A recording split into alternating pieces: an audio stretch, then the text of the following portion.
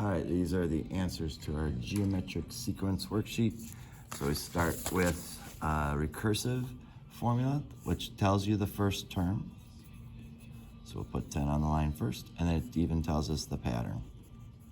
We're going to multiply by 4. So 10 times 4 is 40. 40 times 4 is 160.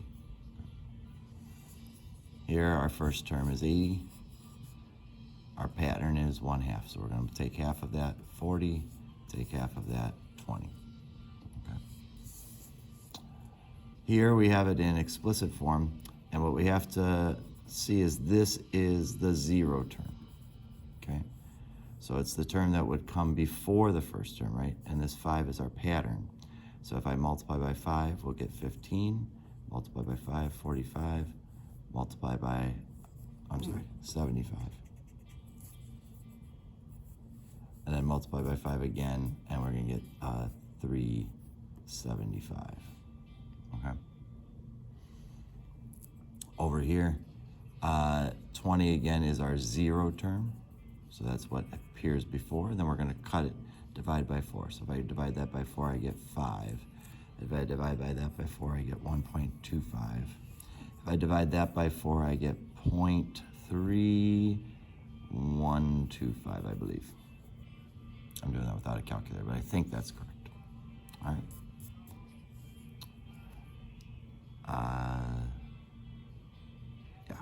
Yep, I believe that's right. All right, determine if these are geometric or not.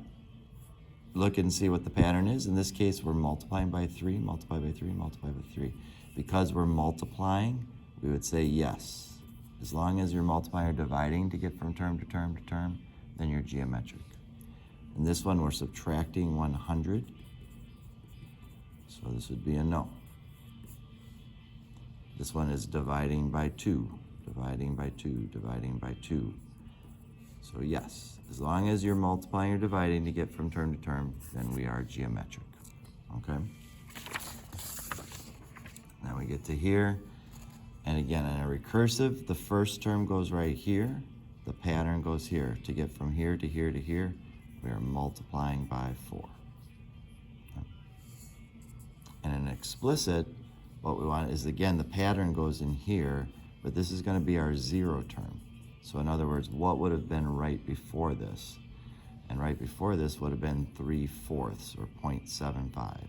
So we want that 0 term right in there. Okay? So that's a little weird, but you do have to go backwards one. We did that with the other types of sequences too. All right. So here, 80 is our first term that goes there.